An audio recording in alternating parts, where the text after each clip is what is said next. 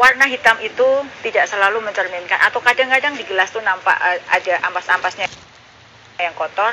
Itu tidak berarti bahwa yang hitam, yang nampaknya kotor itu sesuatu yang jelek. Karena pada kenyataannya saya sampai ke Sembalun ini hanya ingin sebenarnya menikmati secangkir kopi. Bahkan kita bisa berburu kopi kemana saja, kopi terenak. Jadi sebenarnya menjadi diri sendiri, apapun yang ada pada kita itu penting untuk dapat sebagai kita ambil pelajaran. Jadilah diri sendiri Anda, jangan menjadi orang lain.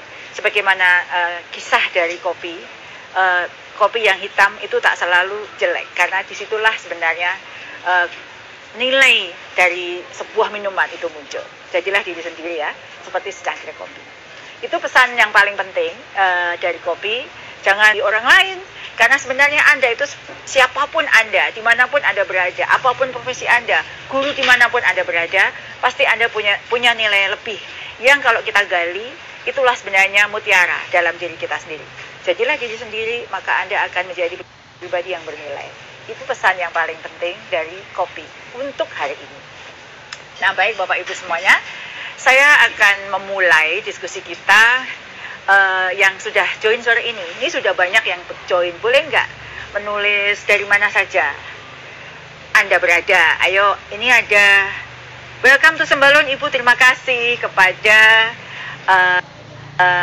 Jule, terima kasih ya, senang sekali. Apakah Ibu Jule juga dari Nusa Tenggara Barat?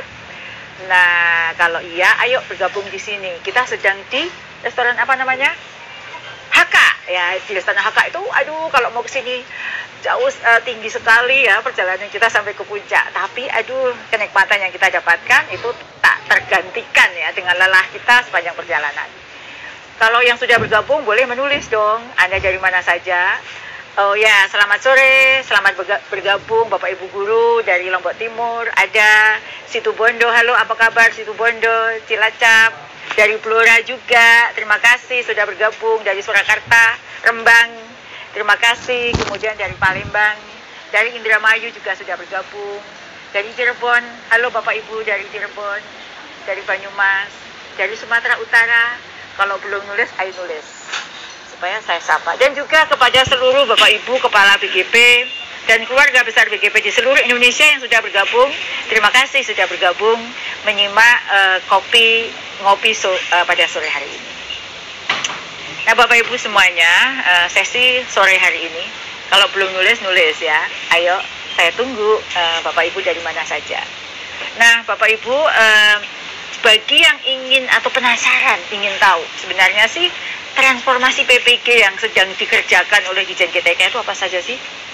Terutama bagi guru-guru dalam jabatan yang sudah menunggu, yang sudah lolos pretest dan lain sebagainya, itu apa saja?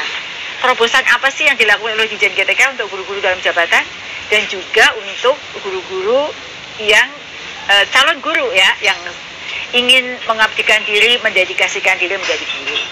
Silakan bertanya, jangan ragu-ragu, saya pasti akan menjawab. Dan nanti kalau Mas Direktur sudah ada, saya akan undang beliau ke sini bergabung bersama saya.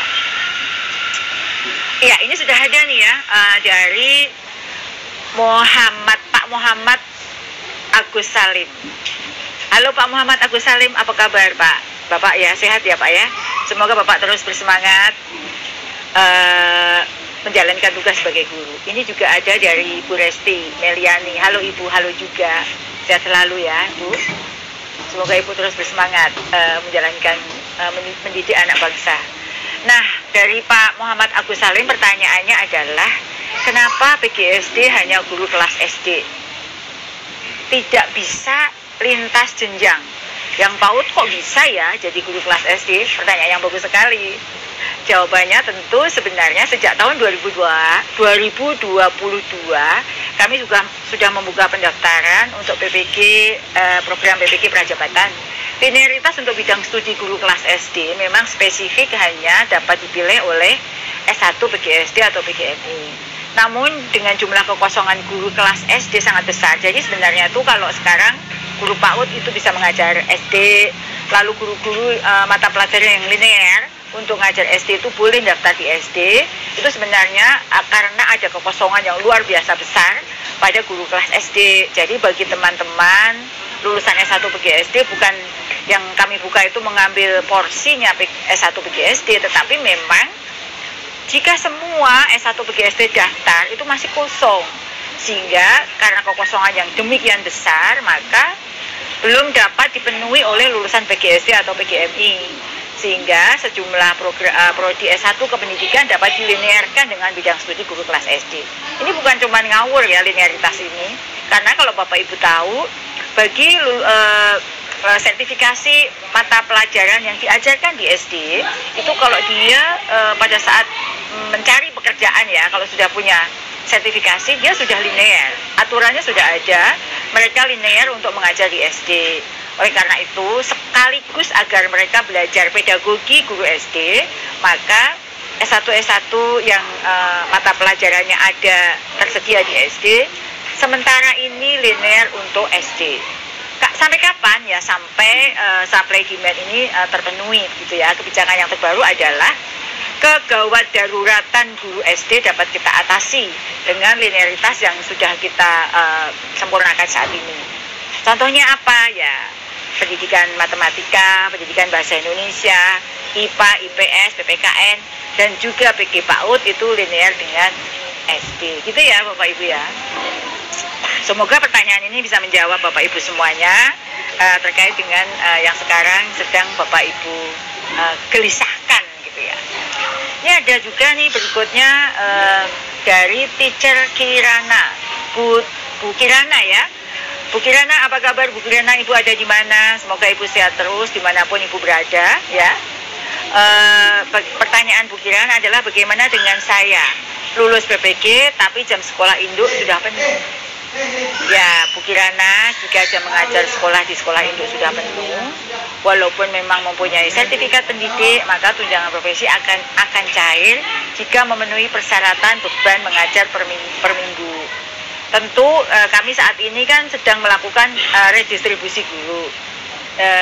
Harapannya adalah mereka-mereka guru-guru yang jumlah jamnya itu tidak terpenuhi akan kami redistribusi, maka harapannya semua guru bisa terpenuhi beban jam mengajar per minggu, sehingga setelah mendapatkan sertifikat PPG, Bapak Ibu guru bisa mendapatkan tunjangan sertifikasi guru.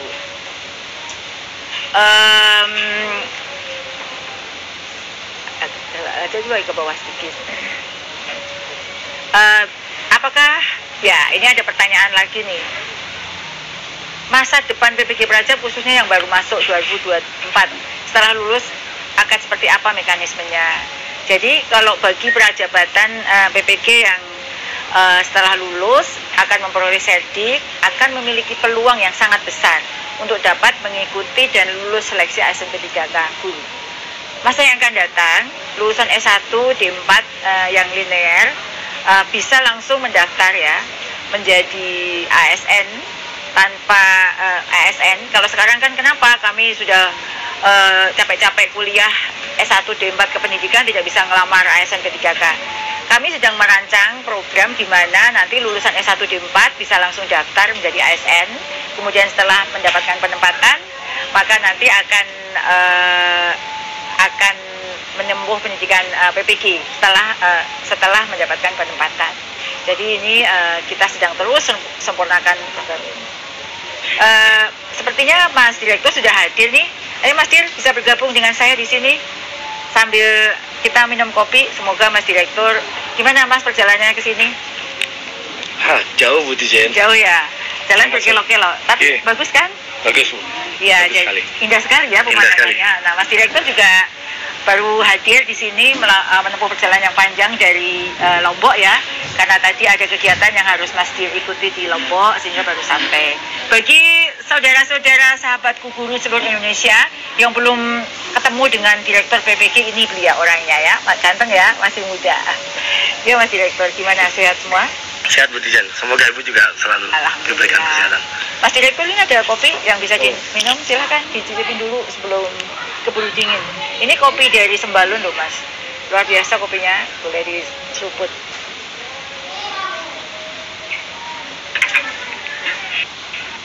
Mas Direktur, Ini kan kita sedang live IG Mas Dil. Saya senang sekali Mas Direktur bisa menemani saya pada live IG. Biasanya saya sendiri Mas Dil. Siap. Karena ini Mas Dil ini selalu dicari-cari para guru yang lagi penasaran nih sebenarnya kok kenapa sih GTK ini kok yang diurus guru PPG Prajabatan